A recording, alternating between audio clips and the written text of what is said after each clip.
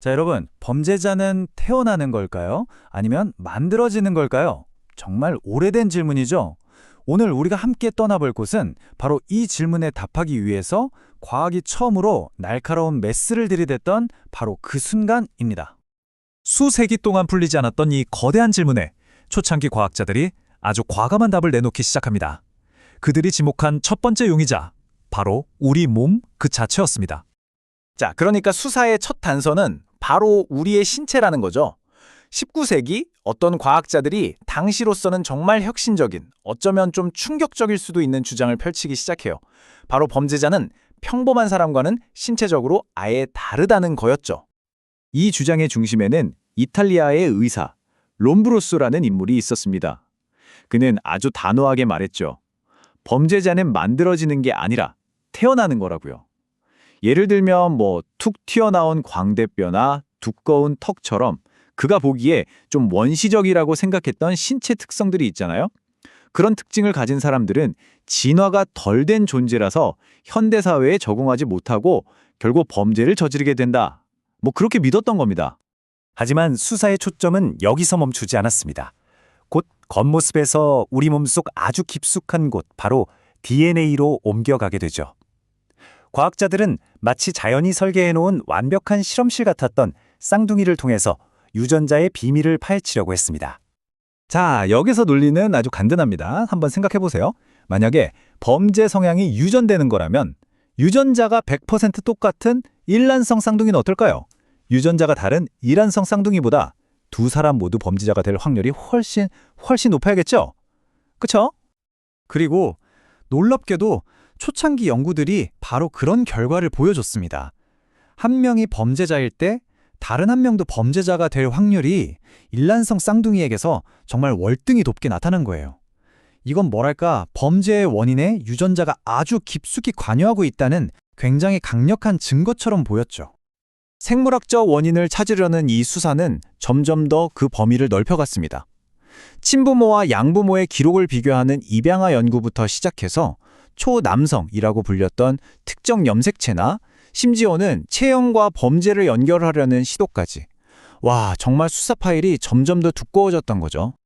그런데 말이죠. 만약 범죄의 씨앗이 우리의 신체가 아니라 우리 마음속 아주 깊은 곳에 숨어 있다면 어떨까요? 자, 이제 수사는 겉으로 드러난 증거를 넘어서 보이지 않는 정신의 세계로 향합니다. 심리학적 접근 중에서 아마 가장 큰 논란을 낳았던 이론은 바로 지능과 범죄를 연결시킨 거였을 겁니다. 특히 고든 같은 학자들은요, IQ 테스트 결과를 근거로 해서 특정 인종의 범죄율이 높은 건 지능 차이 때문이다 라는, 지금으로서는 정말 말도 안 되는, 완전히 폐기된 아주 위험한 주장을 펼치기도 했습니다. 하지만 당연하게도 이런 주장은 즉시 엄청난 비판에 부딪혔습니다. 한번 생각해 보세요. 과연 IQ 테스트가 진짜 지능을 제대로 잴 수 있는 건가? 그리고 설령 지능이 좀 낮다고 해서 그게 곧바로 범죄의 원인이 될 수 있는 건가? 이런 근본적인 질문들이 쏟아져 나온 거죠. 사실 둘 사이의 직접적인 연결고리는 전혀 증명된 바가 없습니다.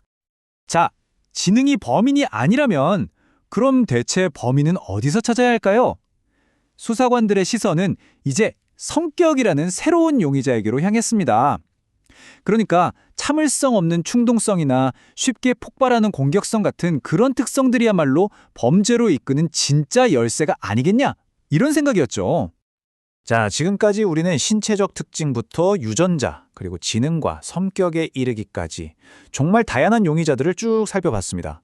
하지만 모든 훌륭한 수사가 그렇듯이 이제는 이 증거들이 과연 정말 믿을 만한 건지, 그 안에 혹시 숨겨진 허점은 없는지, 이걸 날카롭게 파헤쳐볼 시간입니다.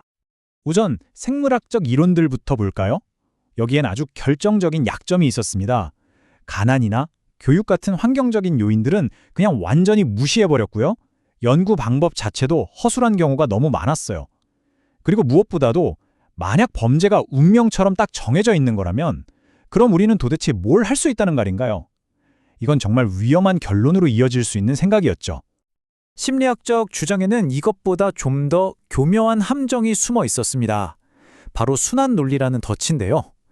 마치 자기 꼬리를 계속 무는 뱀처럼 원인과 결과가 서로 뒤엉켜서 결국 아무것도 설명하지 못하는 그런 논리적 오류에 빠져버린 겁니다. 자, 이 논리의 덫이 어떻게 작동하는지 한번 볼까요? 첫 번째, 어떤 사람이 싸우는 행동, 즉 결과를 관찰합니다. 두 번째, 그 행동을 근거로 그 사람에게 저 사람은 공격적인 성격이구나 하는 꼬리표, 즉 원인을 붙여요. 그리고 마지막 세 번째, 그 공격적인 성격 때문에 그가 싸웠다고 주장하는 겁니다. 어때요? 결국 그는 싸웠기 때문에 싸운다는 말이나 다를 바 없는 아무 의미 없는 주장이 그냥 반복될 뿐인 거죠. 심지어 이런 논리적 오류는요, 성격검사 도구 자체에도 그대로 들어가 있었습니다. 범죄 성향을 측정하겠다면서 혹시 법을 어긴 적이 있습니까? 같은 질문을 포함시킨 거예요.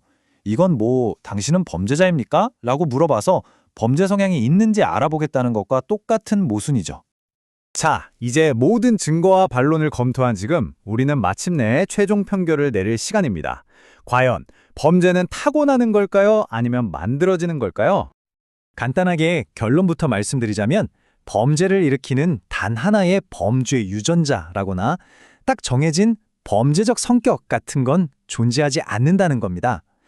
이 초기 이론들의 가장 큰 실수는요, 너무나 복잡한 현상을 너무나 단순한 원인 하나로 설명하려고 했다는 바로 그 점이에요. 현실은 그것보다 훨씬 더 복잡한 방정식과도 같거든요. 그렇다면 이런 오래전에 틀린 이론들이 왜 오늘날 우리에게 중요할까요? 바로 이런 결함 있는 이론들이 때로는 아주 위험한 사회정책으로 이어졌고 특정 집단에 대한 해로운 고정관념을 강화하는 데 쓰였기 때문입니다. 이 이론들이 왜, 어떻게 실패했는지를 이해하는 것이야말로 현대 범죄학이 왜 훨씬 더 넓은 시야를 갖게 되었는지 알 수 있는 열쇠가 되는 거죠. 결국 이 초창기 이론들은 우리에게 진짜 범인이 누구인지를 알려주지는 못했습니다. 하지만 대신에 우리가 어디를 봐야 하는지를 알려주었죠. 진짜 원인은 한 사람의 유전자나 성격 안에 있는 게 아니라 어쩌면 우리를 둘러싼 사회의 구조, 기회의 불평등, 그리고 복잡하게 얽힌 인간관계 속에 숨어 있는 건 아닐까요? 진짜 수사는 어쩌면 이제부터가 시작입니다.